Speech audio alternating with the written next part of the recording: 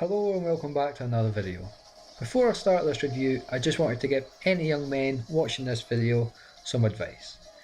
If you're just starting the point in your life where going out, drinking, socialising with women are the most important things in your life, then take this nugget of information from an old salty sea dog like myself, who has been there and done that. Avoid the stuck up, stick thing, beauty in the corner with a dozen guys queuing up to buy her a drink just to listen to her daddy issues.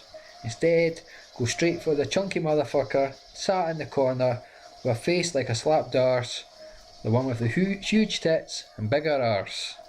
That's what I have done here, and I present to you Muchi Muchi Pork for the Xbox 360.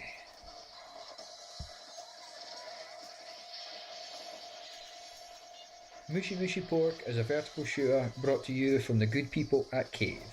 Released in arcades in 2007, it received a port to the 360 in 2011 alongside Pink Sweets, which is also included on this disc, but I won't be talking about that game just yet in this review.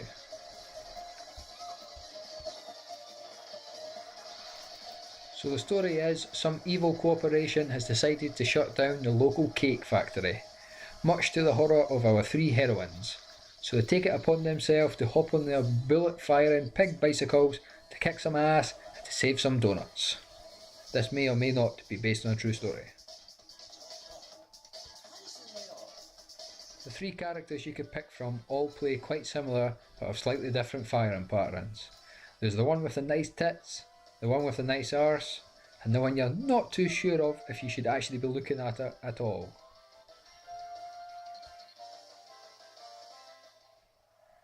But enough about all that, on with the gameplay.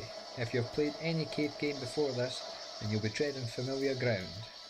You have a rapid shot, a concentrated shot, however this has an energy bar in this game which just discharges while using it.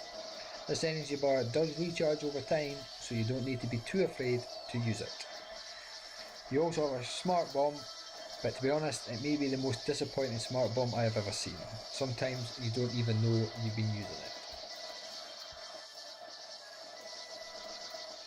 The game looks like it could actually give you diabetes. It's full of bright pinks and yellows, and you definitely need to be a bit of a metrosexual just to suffer it. Luckily I used some moisturiser on my hands before I started this, so I'm all good. The game really does overload the screen with stuff. Not so much enemies, but P icons, wee pigs and parachutes, pigs on the ground, and many other pink objects. It does look really good though, and makes a huge difference from all the space stuff in the other cave games such as the Dodonpachi game. Music is top notch and very catchy. The whole game has a rather upbeat, fluffy sound and certainly brings a smile to your face while playing.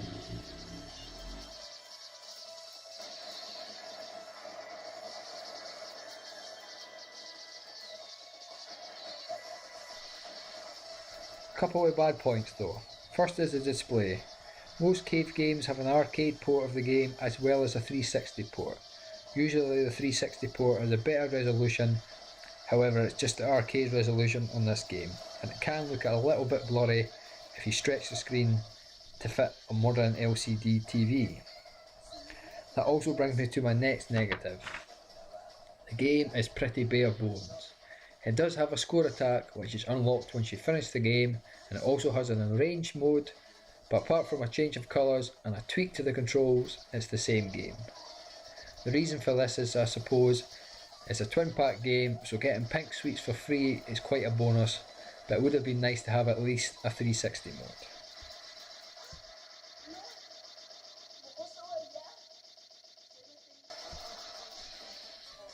Right, time to sum up now.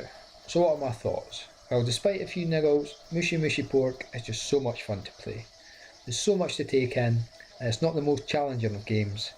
This is due to a difficulty gauge at the top of the screen, which due to my shoddy camera work I have actually cut off during this gameplay. This gauge works in a similar way to Battle Gregor, where the better you do, the more challenging the game becomes, but once you die, it then goes down a notch, so you're constantly sort of doing well in the game. You're not overpowered and you're not overwhelmed.